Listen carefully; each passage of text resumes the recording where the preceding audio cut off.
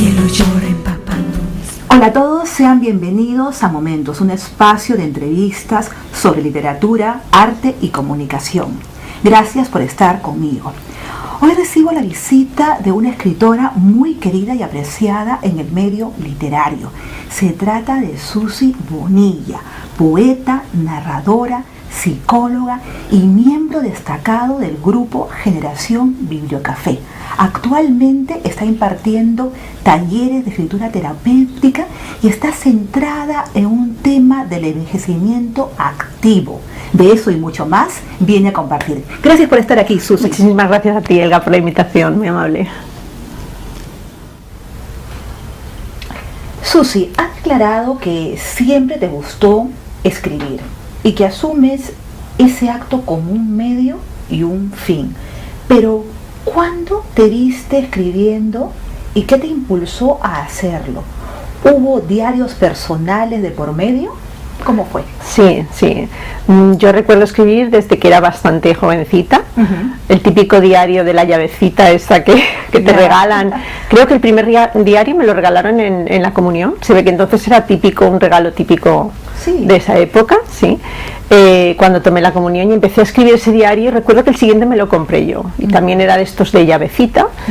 Y bueno, escribía pues lo que hacía, lo que sentía, a veces metía alguna flor seca adentro. Bueno, yo tengo todavía, los conservo esos diarios. No necesariamente tu día a día, sino sentimientos, pensamientos. Exacto, algo de eso. Sí, muchas veces comentaba lo que me había ocurrido durante el día, pero sí que es cierto que, como bien dices, ponía pues eso, lo que sentía, lo que pensaba, lo que me había parecido, algo que me había ocurrido. ¿Esto lo compartías o era algo muy íntimo? No, esto no lo ha visto nadie. Nadie. Esto, de hecho, ¿no? Ahora que lo dices, no había reparado nunca que no lo he compartido nunca con nadie. ¿Fue un diario, luego otro y otro y otro? ¿Y solo tengo dos diarios? Sí, no, solo tengo dos diarios. Luego ya pasé a la poesía. Ok. Entiendo que al finalizar el bachillerato no sabías qué carrera escoger y que descartaste los estudios de medicina por una exagerada hipocondría.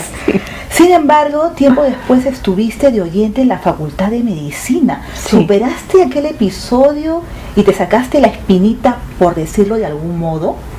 Sí, yo recuerdo que, de hecho, yo creo que soy una médica frustrada. Sí, yo creo que sí, porque era una carrera que me apasionaba. De hecho, yo leía libros de medicina cuando era muy jovencita en casa. Pero libros de medicina, o sea, no revistas ni nada, sino libros que eran bastante complejos para, no es normal un adolescente a lo mejor que se ponga a leer ese tipo de libros, ¿no? Y me apasionaba. Sin embargo, tuve una etapa muy hipocondríaca. Yo recuerdo, si te acordarás del aceite de colza, cuando hubo todo esto y todas aquellas cosas, que cada vez que salía en la televisión algún tipo de enfermedad o alguna cosa epidémica así masiva, yo ya pensaba que lo tenía todo. Entonces llevé locos a mis padres, pero ingresos hospitalarios y todo con problemas de ansiedad y demás por una etapa hipocondríaca importante. Y entonces decidí que si me metía ahí sabía más de la cuenta, pues lo tendría preparada para todo, ¿no? Estaría un poco, a lo mejor no estaría bien, ¿no? ¿Y superaste? ¿Cómo fue eso? La verdad es que sí, me metí, entonces decidí meterme en psicología. Yo no sé si por superar mi propia hipocondria, ¿no? También me gustaba mucho y entonces yo creo que el crecimiento personal, el desarrollo, la propia madurez y aparte pues lo que me trabajaba, comencé a trabajarme un poco a mí misma, pues al final superé aquello y cuando estuve acabando los estudios de psicología, que además compaginaba con profesor de GB, porque me gustaba mucho también dar clases, profesora de lengua, hacía las dos carreras a la vez y acabé haciendo la carrera de medicina de oyente, que entonces se podía hacer así. No hice las clases prácticas, pero todo lo que eran clases teóricas lo hice. Cumpliste tu deseo, de alguna manera, ¿no? De alguna manera, sí. Sabía que no iba a ejercer porque no iba a tener el título, digamos, oficial. Pero la satisfacción sí. Tu experiencia en el Departamento de Didáctica de Lengua y Literatura afianzó tu atracción por las palabras y a jugar con el lenguaje. ¿En ese momento hubo un llamado claro hacia la escritura, Susi? Sí, más que yo siempre escribía, pero en aquel momento fue la primera vez que alguien me dijo: lo que escribes vale la pena, tiene algo, ¿no? Y tienes que explotarlo. Ese fue el primer momento en el que alguien tomó conciencia de esos escritos que, como tú bien has dicho, no salían de mi entorno y de mí. Entonces tuve esa oportunidad dando clase de lengua, de trabajar becada en el Departamento de Didáctica de la Lengua y la Literatura. Sí. Y tuve la gran suerte de encontrarme allí personas muy creativas y que me pidieron cosas que había escrito, quisieron ver, y entonces me alentaron un poco a seguir ese camino. Justamente sobre eso, ¿cómo llegan tus escritos? Es decir, tus primeros poemas a las manos de tu profesor Eusebio Aranda. ¿Le hablaste de ellos? ¿Le pediste que los leyera y te diera su opinión? Sí, pues mira, fue a raíz de una revista que quisimos confeccionar con alumnos para que trabajaran y desarrollaran la literatura a nivel creativo. Sí. Entonces yo les proponía ejercicios, trabajaba con ellos, y en base a todo esto yo hice también mis propios poemas allí, y él me dijo: ¿tú has escrito antes, no? Y yo recuerdo que me quedé así muy parada y le dije: bueno, yo escribo porque me gusta en casa, y él me dijo: tráeme lo que has escrito. Y entonces se lo llevé. Y él fue la primera persona que me dijo: y esto no se puede quedar aquí, esto no se puede quedar en tu casa y que no lo vea nadie. Sí. Pero antes tú no habías tomado talleres, clases de escritura, nada, todo fue por tu cuenta. Sí. Fue algo espontáneo. Sí. De hecho me daba hasta un poquito de vergüenza, ¿no? Que alguien leyera lo que yo había escrito, porque yo lo consideraba algo tremendamente personal, y que lo hacía por simple bienestar y porque me gustaba, pero no lo hacía para que lo leyera nadie. Pese a que el profesor Aranda te animó a seguir escribiendo y a participar en concursos literarios, en ese momento aquello quedó ahí y seguiste con tu vida. E incluso te apartaste de esa ruta. ¿Cómo viviste esa época? ¿Podías vivir sin escribir? ¿Cómo fue eso? No, yo seguía escribiendo, pero de la misma forma que hacía. Yo, digamos que yo pensé que las palabras de Eusebio, que además es una persona extraordinaria, pues claro, te halagan en ese momento y dices: ay, le gusta lo que he escrito, pero lo dejé como un simple... Sí, no, que pensé que realmente yo no era tanto como él me decía, y ni siquiera... ¿No te creíste en ese momento? No, pensé que a él, bueno, le pareció que no estaba mal, pero yo no sentía que era lo suficiente, digamos, lo suficientemente potente lo que yo hacía como para presentarlo a concursos ni presentarlo a ningún sitio. Entonces yo seguí escribiendo porque era lo que me gustaba, pero seguí sin difundir, digamos, o sin permitir que eso saliera de mi ámbito personal. Exacto. Te formaste como profesora de lengua española y ejerciste tu trabajo como tal. Sin embargo, la complejidad de la mente humana te condujo a estudiar psicología, como bien has dicho. Hablas de los rincones oscuros del alma que de continuo exploras con tus pacientes, y que tu tarea es la de liberar a la gente de sus ataduras mentales. ¿Con qué armas luchas para que esto sea posible, Susi? Pues la verdad es que utilizo cualquier cosa que piense que a la persona le puede liberar de lo que le está atando y lo que le está impidiendo ser la persona misma, ¿no? Entonces, desde las técnicas terapéuticas, no me ciño a una corriente concreta, porque no creo en eso. Creo en que, tal como las personas son diferentes, las diferentes corrientes psicológicas con sus correspondientes terapias, pues claro, cada persona se adapta mejor a una cosa o a otra. Entonces utilizo, según la persona que tengo delante, lo que creo que más le va a ayudar. Hay personas que les ayuda más, pues, un trabajo más estructurado, más cognitivo. Hay personas que más lo conductual, otras personas que se van más por la Gestalt, por la psicología de Gestalt.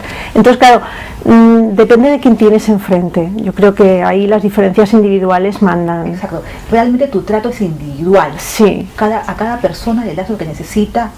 Es que yo creo realmente en eso. Yo nunca he entendido cuando un psicólogo dice: yo soy conductista, yo soy cognitivo. Yo respeto esas posiciones, pero yo considero que es que tienes que adaptarte al ser humano, ¿no? Que no todo el mundo puedes llevarlo, y no todo el mundo lo puedes desarrollar por el mismo camino. Cada uno según su interior necesita una vía u otra para poder desarrollarse y para poder sacar de dentro lo que lleva y lo que le limita. Posees formación en arteterapia, inteligencia emocional y neuropsicología. ¿De qué manera vinculas estas herramientas con la escritura, tanto en tu trabajo literario como en los talleres de escritura terapéutica que impartes, Susi? ¿Cómo haces? Pues en realidad, mira, la arteterapia es realmente cualquier disciplina artística aplicada al crecimiento personal. Entonces, tanto el dibujo, la pintura como la escritura realmente son ramas del arte que podríamos aplicar, por ejemplo, en envejecimiento en personas con Alzheimer. En este tipo de terapias neurocognitivas se aplica la arteterapia. Y la escritura, por lo tanto, también está ahí. No tanto en este tipo de personas con deficiencias cognitivas, porque la escritura es más, claro, es una actividad mucho más compleja, pero en cualquier tipo, digamos, de desarrollo neurocognitivo, cualquier arte estimula, claro, ayuda. Ahora que está tan de moda esto de colorear mandalas, ¿realmente ayuda? Sí, muchísimo. Además, yo tengo mucha gente ahora mismo cercana que está realizando ese tipo de terapia. Yo ahora mismo no lo estoy impartiendo, pero te puedo asegurar que ayuda mucho. El hecho, sobre todo el tamaño de los mandalas, que es muy pequeñito, me refiero a los fragmentos de los dibujos. Y tienen que fijarse muy bien en rellenar el trocito de tal color, en fijarse la atención. Es muy importante el fijar la atención en algo. Son personas que normalmente no la fijan, se dispersan, y el hecho de que un dibujo tenga tantos fragmentos chiquititos y ellos tengan que aplicar concretamente dentro y fijarse, es coordinación motora, es atención, se trabajan varias áreas del cerebro a la vez y se nota muchísimo a nivel cognitivo. Y puedes ver los estados de ánimo de estas personas, su mundo interior, a través de los colores que usa. Eso también es posible. Lo que pasa es que yo el tema del color relacionado al ánimo lo he trabajado menos. Me he fijado más, digamos, en trabajar, en estimular el cerebro, ¿vale? Pero sí que según los colores, y de hecho también según si empiezan a pintar de dentro hacia afuera o de fuera hacia adentro, digamos que hay muchas cosas que te indican cómo está la persona en ese momento. Te interesa. Sí. ¿Es posible sanar viejas heridas escribiendo cuentos o poemas, aunque no tengamos la menor idea de cómo hacerlo o no nos guste hacerlo? Sí. De hecho es algo, entiendo que me dices que no sepamos escribir, digamos, claro, no tengamos la técnica de... Sí, exactamente. Sí, de hecho es algo que yo en mis talleres de escritura les digo siempre, porque lo que suelen preguntar ante la escritura terapéutica es, ¿tengo que escribir bien para hacer este curso? Eso me preocupa mucho. Y no se trata de escribir bien, trata de escribir bien, porque no es escribir, es escribir.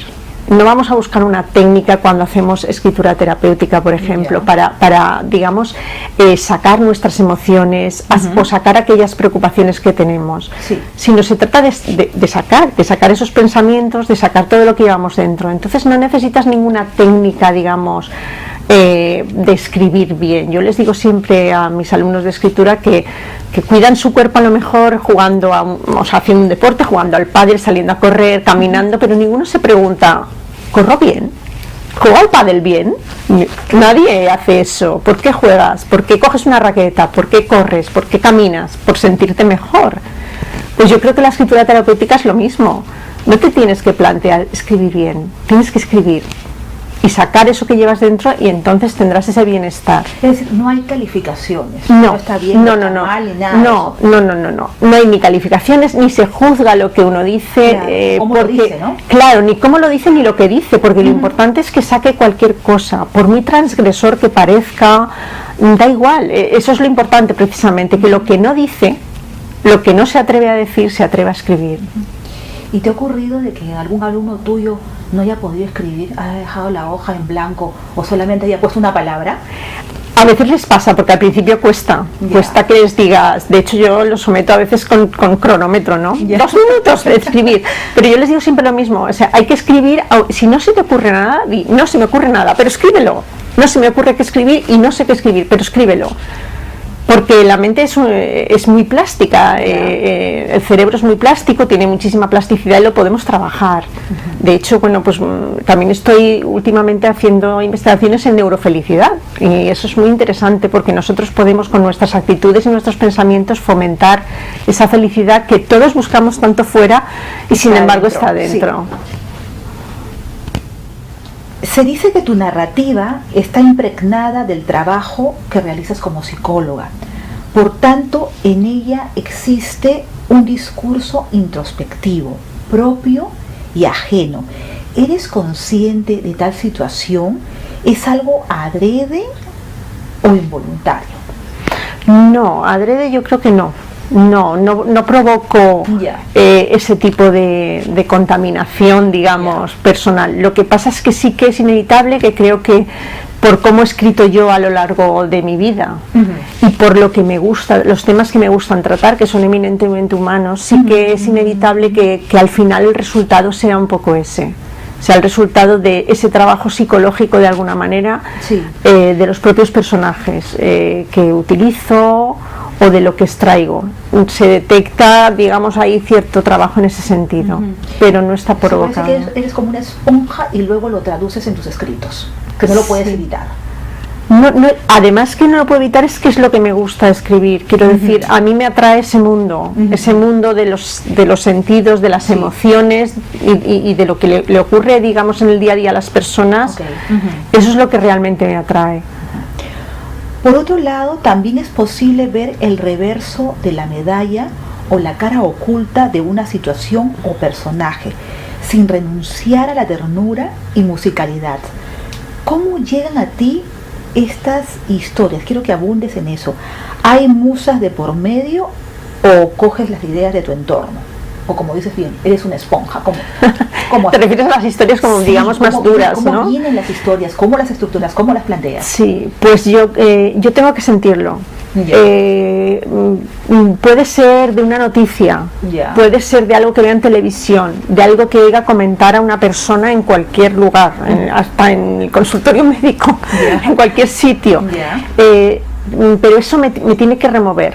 Cuando algo me remueve, como que me meto en esa situación, ¿sabes? Entonces, solo con el hecho de que a mí me toque en algún momento la fibra y me mueva a sentir algo, ya soy capaz de transcribirlo. Si no me produce nada, no soy capaz de escribir sobre eso. Pero vas de inmediato a escribir, tomas un tiempo que repose esa historia y luego vas a escribirla. ¿Cómo se da ese proceso?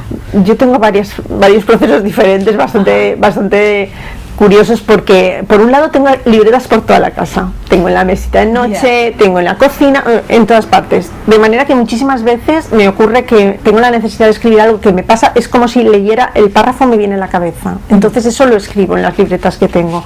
Luego por otro lado está cuando me meto en algún relato concreto que estoy haciendo para algún proyecto concreto.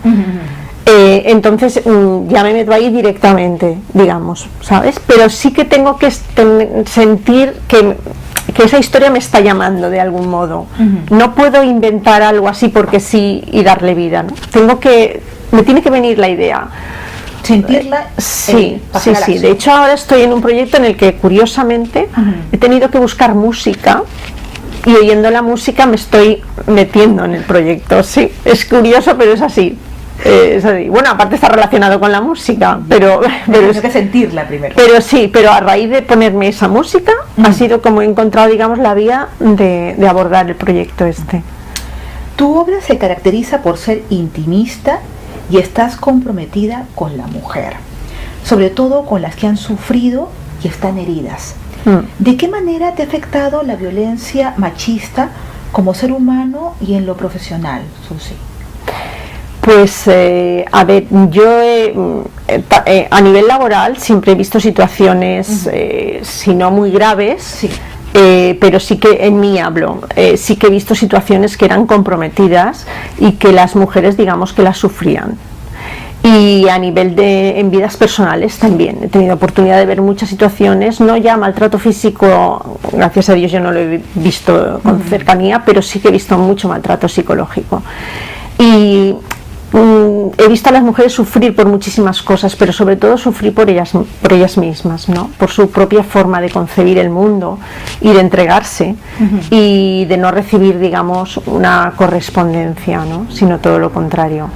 Entonces, pues en ese sentido me he sentido, claro, bastante identificada, quizá por ser mujer. O sea, has empatizado con esas situaciones, pero tú no has sido víctima de discriminación en tu carrera o en lo personal. No, yo no me he visto en ese sentido. ¿Qué le exiges en fondo y forma a tu literatura? ¿Eres perfeccionista? ¿No sueles estar a menudo conforme con el resultado final? Sí, perfeccionista. Sí, no, perfeccionista mucho, quiero decir. Sí. Sí, quizá eso es una de mis fuentes de bloqueo más importantes con la que lucho permanentemente. Cualquier cosa que hago me parece que es mejorable, siempre. Y eso es delicado porque está bien por un lado, pero por el otro lado nos paraliza bastante. Y uno sufre, ¿no? Con esas situaciones. Sí, no estar contenta, no estar satisfecha. Sí, porque además siempre piensas que no estás a la altura de muchas cosas. De hecho, yo creo que es una de las razones por las que no me haya metido todavía en una obra personal. Personal, digo, me refiero a mía propia, en solitario, ¿no?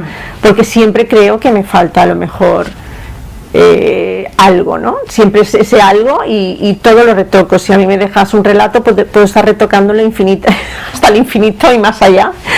¿Y cuándo lo dejas? Nunca lo dejaría, ese es el problema. Que tengo que. ¿Quién te dice ya para? Pues el editor o alguien. Yo siempre estaría retocándolo y mejorándolo y cuando los veo digo, pero sí, exactamente. Has ganado una serie de certámenes literarios, pero quiero destacar uno en especial, el que obtuviste en poesía erótica.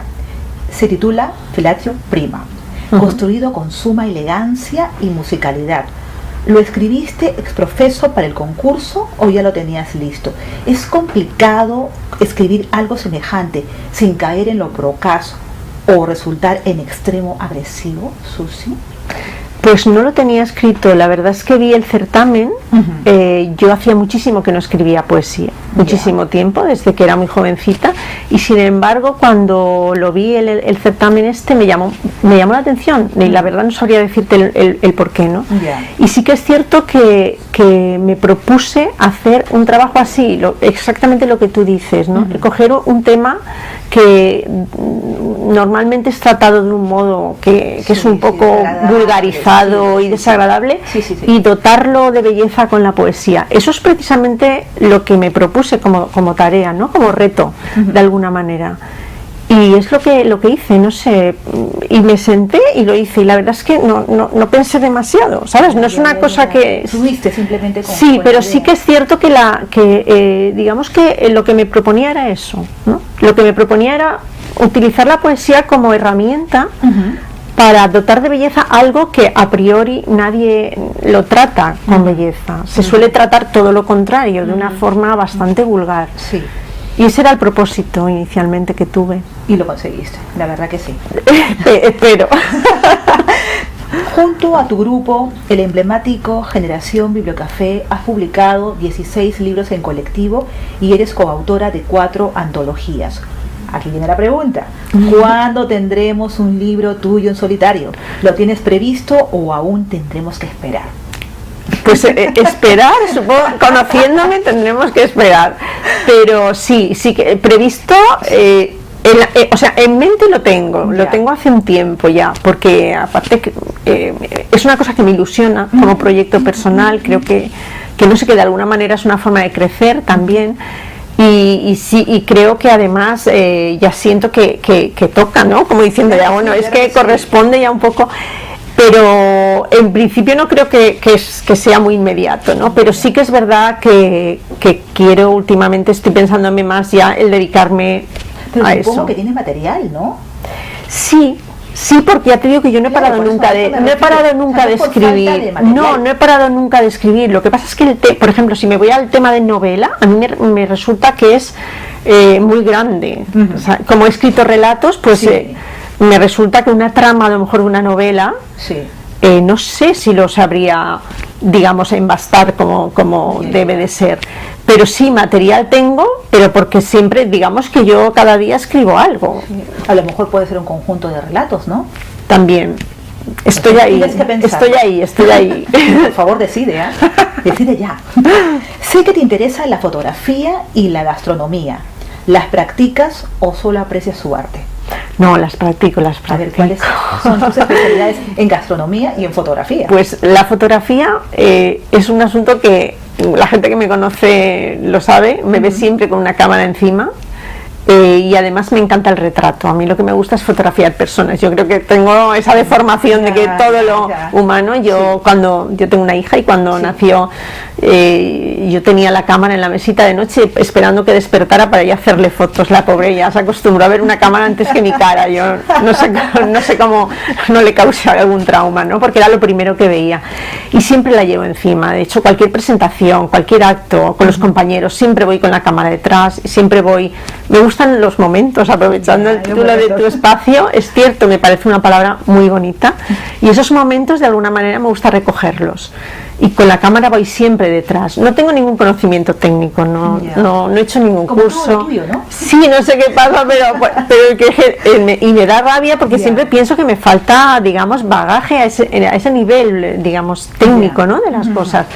Pero bueno, he llevado una cámara encima, yo creo que desde que tenía 12 años, porque mi primera cámara la tuve con 8 años. Fue igual que con el diario, fue un regalo de comunión también. Curiosísimo, sí. Y yo de pequeñita, vivíamos en un piso muy chiquito con mis padres, y yo subía a mi hermana a un terrado de estos de la finca y a hacerle fotos.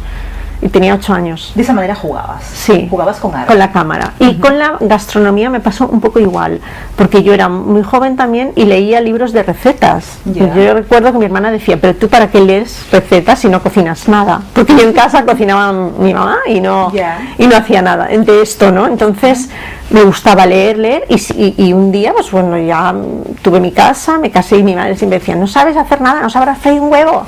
Y me puse un día y de pronto pues todo aquello que yo había estado leyendo pues empezó a salir, y me gusta mucho. Me gusta además la cocina de muchos sitios, me gusta investigar cocinar de otros países, me gusta inventarme lo que sea. Yo abro la nevera y con lo que hay te hago cualquier cosa. ¿Cuál es tu especialidad? Sé lo que no es mi especialidad, que son los dulces. O sea, yo no sé hacer eso, no me pidas pasteles y cosas, porque eso es un desastre. En eso tengo una hermana que es una maravilla, pero yo no. Pero lo demás, lo que son platos, guisos, arroces, ensaladas raras, lo que quieras, y además de cualquier tipo. Yo me pongo a hacer cocina italiana y la hago, me pongo a hacer cocina oriental y también. Y bueno, y debe ser de familia, porque tengo un hermano también que cocina de maravilla. O sea, que tiene que... Y mi madre cocina. ¿Pero también ha sido teórico o ya cocinaba en tu casa antes? No, yo creo que todos tocamos de oído ahí, porque mi hermano cocina muy bien, mi madre cocinaba muy bien, mi padre también ha sido, que para su época eso de ver a un papá en casa cocinando como que no era muy habitual, y mi papá lo veía cocinando por las noches, hacía la cena él, y creo que viene un poco de eso, vienen los genes. Claro, de ver, ¿no? Sí. Hoy además está centrada en el envejecimiento activo. ¿De qué se trata eso, Susi? Pues mira, yo creo que es algo ahora mismo muy interesante, porque tenemos ahora mismo una esperanza de vida cada día mayor. España además es uno de los países con más esperanza de vida, y sin embargo, curiosamente, es uno de los países cuyo el tercio final de vida es el que se vive peor. Tenemos más esperanza, pero con peor calidad en el último tercio de vida. Entonces se está haciendo bastante hincapié en lo que se llama envejecimiento activo, que es fomentar que ese tercio final de vida sea un tercio final de vida con calidad, no que estemos mal, no que estemos en malas condiciones, ni físicas ni mentales. Y por ahí es lo que se está ahora mismo trabajando, y yo concretamente, más que físico, estoy trabajando en la parte mental, con todo lo que es entrenamiento neurocognitivo, trabajos de memoria, de atención, porque el cerebro, como te digo, las últimas investigaciones es que el cerebro es muy plástico, y que trabajándolo y entrenándolo podemos mantenerlo en un estado óptimo para tener un envejecimiento con unas facultades, en plenas facultades y perfectamente bien. Y en este sentido también va la neurofelicidad, que nosotros con nuestro entrenamiento podemos favorecer este estado de felicidad y no buscarlo fuera, que ahora todos como que buscamos fuera lo que... compensaciones. Exacto. Susi, ¿dónde se imparten estos talleres de neurofelicidad y envejecimiento activo? ¿A dónde podemos concurrir con nuestros padres? Sí, bueno, pues ahora mismo hay centros en Valencia, Sí.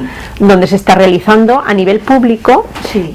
centros dependientes de la Generalitat, Ya. que además son centros gratuitos donde se pueden inscribir por zona de residencia las personas mayores de 60 años. También hay centros dependientes del ayuntamiento.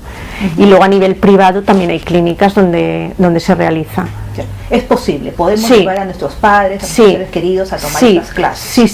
sí. Y yo creo que cada vez además va a extenderse más esto, porque se está tomando mucho interés, no en una medicina ya cuando ya, digamos, es terapéutica, cuando ya está instaurado el problema, resolverlo, sino prevenirlo.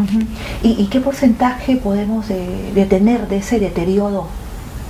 ¿Porcentaje? Sí, hay estudios. Todo ¿cuánto? depende, vamos a ver, todo depende de cuándo se comience. Ya. Cuanto más tarde se comience a actuar, es más difícil, digamos, tener ese estado óptimo. Ya. Cuanto más antes comencemos a trabajar nuestra mente, digamos que nos mantendremos más tiempo en ese estado óptimo que queremos estar. A una conocedora del alma como tú, provista de tantas herramientas terapéuticas, le será más fácil mantener en raya su ego de escritora, ¿no, Susi? Uy, en casa del herrero, cuchillo de palo. Ya me gustaría a mí mantener a raya muchas cosas de mí, no mi ego, porque yo mi ego no sé, yo creo, no creo que sea especialmente el ego lo que más, pero sí que es cierto que muchas veces los que nos dedicamos a esto intentamos ayudar a otras personas en este sentido, pues nosotros somos los peores pacientes, Claro, ¿no? y si no es el ego, el estrés. Sí, ¿no? por eso te digo El día a día, que es complicado, que muchísimas veces, ya lo dicen los médicos también, ¿no? El peor paciente es un médico. Sí. Con los psicólogos yo creo que pasa un poco lo mismo. Somos capaces a lo mejor de Ayudar a otros, estar ¿no? diciéndole a otra persona o de estar orientándole en una serie de cosas que a lo mejor a nosotros mismos nos cuesta. Y eso que sí que es verdad que yo me trabajo mis cosas, que tengo muchas, y sí que es verdad, pero es complicado, te enfrentas a las circunstancias diarias, y entonces, Sí. bueno, pues es un trabajo diario. Lo importante es entender que es un trabajo diario, tanto con los demás como con nosotros mismos. Y sería bueno también hacernos una especie de estudio interno, ¿no? Conocer Sí. nuestras luces y sombras para poder Claro. tener cierto, no control, gestionar. ¿no? Es la Exacto, palabra, ¿no? yo Gestionar. creo que tú lo has dicho, es muy importante. Nadie nos ha enseñado a gestionar emociones. Y un poco la inteligencia emocional va por ahí, y la escritura terapéutica también. Nos ayuda a gestionar esas emociones, a todo eso que llevamos dentro, a sacarlo, porque muchas veces no sacamos las cosas o no decimos las cosas por miedo, miedo a le va a sentar mal a alguien, qué dirán, qué no dirán, pero esto todo es aprendido, esto es desde pequeñitos, nos han encajado el pensamiento, nos han puesto complacer, límites, ¿no? Efectivamente, y muchas veces no somos nosotros mismos, pero solo porque nos autolimitamos, porque las cosas se pueden decir, solo que hay formas de decirlas y formas de afrontarlas. Y en este sentido creo que sería muy interesante a nivel educativo que la inteligencia emocional fuese algo que, igual que en los colegios se enseña otras cosas, pues a los niños de pequeñitos y en la adolescencia se empezaran a entrenar en esa inteligencia emocional. Muy importante. Muy importante. Susi, ha sido un placer tenerte aquí. Igualmente. No nos conocíamos solamente por las redes, Sí. sabía de tu existencia, por supuesto, y tus premios, pero me ha dado muchísimo gusto tenerte aquí. Gracias. Igualmente, muchísimas gracias por la invitación. Gracias, amigos, por haber estado conmigo. Hoy hemos gozado de la presencia y también hemos aprendido de esta gran mujer y escritora que es Susi Bonilla. De ella hemos aprendido ciertos aspectos o herramientas quizás para comprendernos a nosotros mismos y también tener esa puerta abierta que es la escritura terapéutica. Espero que haya sido de vuestro agrado. Soy Elga Reategui, nos vemos pronto.